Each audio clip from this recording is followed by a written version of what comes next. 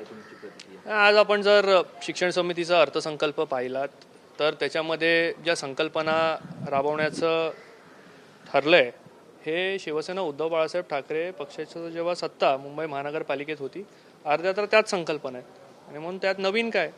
आणि एक सर्वात महत्त्वाचा मुद्दा त्यात आहे की 7,241 कोटींची थकबाकी ही राज्य शासनाकडनं महानगरपालिकेला येणं बाकी आहे. आणि आज राज्य सरकार तुमचं आहे, महानगरपालिकेत सत्ता तुमची आहे.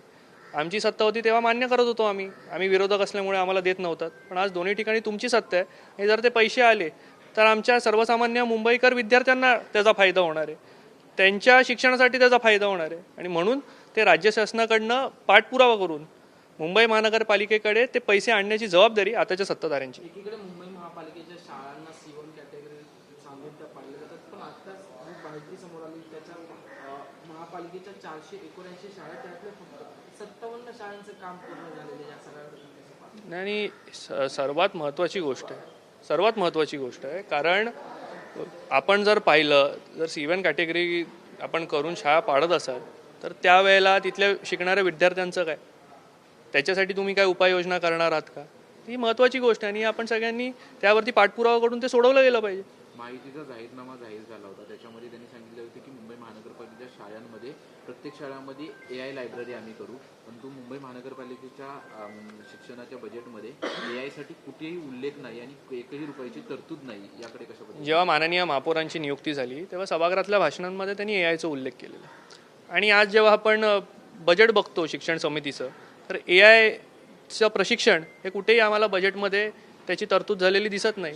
तर मला कळत नाही की त्या भाषणामध्ये माननीय महापौरांनी त्यात AIचा उल्लेख केलेला आणि शिक्षण समितीच्या बजेटमध्ये त्याची तरतूद का नाही आहे, हा एकदम मोठा प्रश्न आहे. अध्यक्ष शिक्षण समितीच्या ते मान्य करतात की सत्ताधाऱ्यांची यावर कुठेही छाप दिसत नाहीये बजेटवरती, कारण आम्ही आत्ता आलेलो आहोत. याच्यावर केवळ प्रशासनाची छाप आहे. पुन्हा एकदा प्रशासनावर हे ढकलून मोकळे होतात. त्याच्यामुळे मराठी शाळांचा मुद्दा असेल, त्यांच्या विकासाचा आणि AIचा मुद्दा असेल, हे आपल्याला या बजेट नंतर पूर्ण वर्षभरात दिसणार की नाही हा प्रश्न आहे. मॅडम 1 वर्ष तर जातच ना त्यात, मराठी शाळांनी 1 वर्ष काय करायचं. आणि म्हणून जर तुम्ही सत्ताधारी आहात तर सत्तेत आल्यानंतर प्रशासन तर तुमचं होतं, राज्य सरकार तर तुमचं आहे. पाठपुरावा करून प्रोव्हिजन्स तुम्ही या बजेटमध्ये टाकले पाहिजे होते, का नाही टाकले. आणि आता प्रशासनावरती ढकलून हे चालणार नाही आहे, कारण राज्य सरकार तुमचं आहे, प्रशासन तुम्ही चालवत आहे. विद्यार्थ्यांना बेस बस मोफत सेवा देणार असं म्हटलं गेलं या आधीही सुरू आहे, पण बेसचे वाढलेले अपघात आणि बेसमध्ये नसलेले CCTV या सगळ्यांवरही कुठल्याही गोष्टीचं सांगण्यात आलेलं नाही. एक जॉईंट कमिटी त्यामध्ये शिक्षण आणि बेस्टला एकत्र घेऊन त्या ठिकाणी बेस्टमध्ये असलेले CCTV टाकणं असेल या संदर्भात देखील निर्णय त्या ठिकाणी घेतले पाहिजेत. आणि विद्यार्थ्यांसाठी मोफत बस सेवा ही संकल्पना आम्ही मांडली आहे, म्हणजे आमचे नेते आदित्यसाहेब ठाकरे यांनी ही संकल्पना महानगरपालिकेत सुरू केली. आणि म्हणून मी जे काय म्हणालो की शिक्षण समितीच्या बजेटमध्ये जे मांडलेले मुद्दे आहेत ते अर्धे तर आम्ही आणलेले आहेत महानगरपालिकेत आणि तेच तुम्ही पुढे घेऊन जातात. डिजिटल क्लासरूम उभारले जाणार आहेत, परंतु याचा अर्थ आम्मी चांगलं काम केलंय आपल्याला पटतंय. डिजिटल क्लासरूम उभारले जाणार आहेत मुंबई महानगरपालिकेच्या शाळांमध्ये. त्याचसोबतच इंग्रजी भाषा शिकण्यासाठी जवळपास 279 लॅब जे आहेत ते ओपन केल्या जाणार आहेत, परंतु मराठीसाठी आता आपण डिजिटल क्लासरूम म्हणालात, शिवसेना पक्षप्रमुख उद्धवसाहेब ठाकरे यांनी 2012-13 साली व्हर्च्युअल क्लासरूम्स ही संकल्पना आणलेली. व्हर्च्युअलचं फक्त डिजिटल केलं आहे, नाव फक्त बदललं आहे, संकल्पना आमचीच आहे. आणि म्हणून तेच मी सांगतो आहे, या संकल्पना आम्हीच आणलेल्या आहे. आणि म्हणून या बजेटच्या माध्यमातून एक कळतं की शिवसेना उद्धव बाळासाहेब ठाकरे पक्षाने मुंबई महानगरपालिकेत जे काम केलं आहे तेच पुढे घेऊन आपण घेऊन जात आहे, म्हणजे आम्ही केलेल्या कामाचं आपण कौतुक करतो आहे.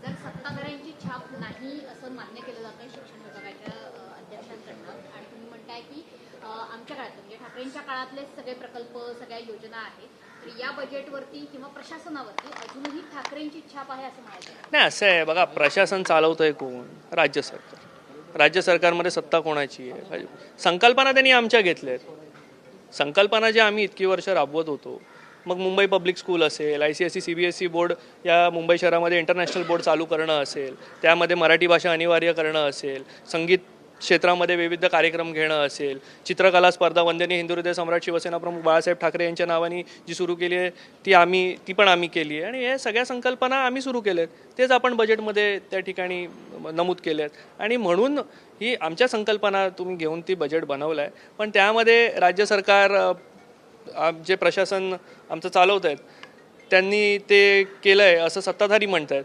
पण शेवटी आज या मुंबई शहरामध्ये माननीय महापौरांची नियुक्ती झाली आहे, स्थायी समितीचे अध्यक्ष आहेत, शिक्षण समितीचे अध्यक्ष आहेत आणि म्हणून प्रशासनावरती हे सगळं ढकलून होणार नाही. आपण देखील ही जबाबदारी आता घेतली पाहिजे कारण लोकांनी आपल्याला निवडून दिलं आहे, आपल्याला त्या ठिकाणी बसवलं आहे आणि म्हणून त्यामध्ये बदल कसे करावे ही जबाबदारी आपली आहे.